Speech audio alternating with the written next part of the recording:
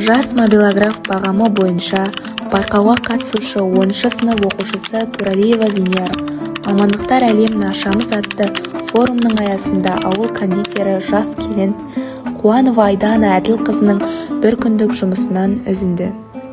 Сүтті қыз торты мен пирогтарға тапсырыс түскен болатын.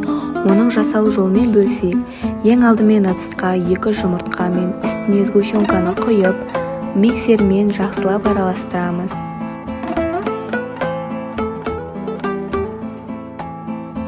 Миксерлеп болғаннан кейін үстіне сары майды салып, ұнға қопсытқышты қосып, екеуін жақсылап араластырамыз. Кейін пергамент қағазын алып, үстіне осы массамызды құйып, жақсылап жағып шығамыз. Осы корждарымызды пеште пісіріп аламыз. Творожный сырға қант ұнтағын сеуіп, араластырамыз.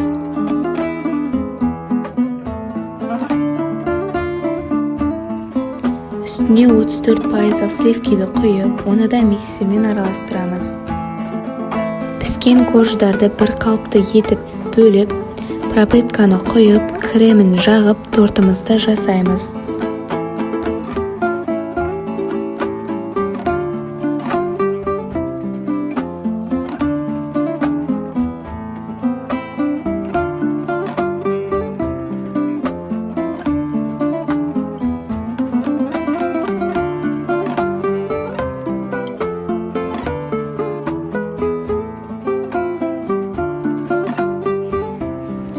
Енді клиент қалағандай торттың бетіне жазу жазамыз. Ыңғайлы болу үшін шпажкамен жазып аламыз.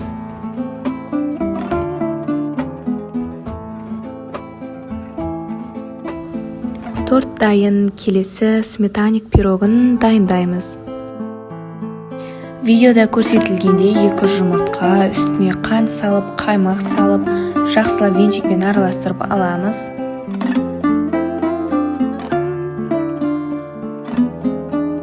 Тестомызға осы массамызды құйып, үстінен смородинаны салып, пеште пісіріп аламыз.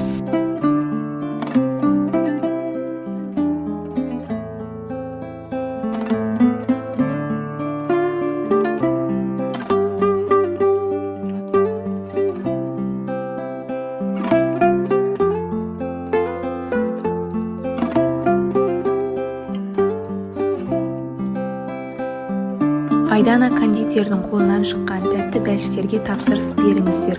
Кондитер маманның бір күндік жұмысын тамашалағандарыңызға рахмет.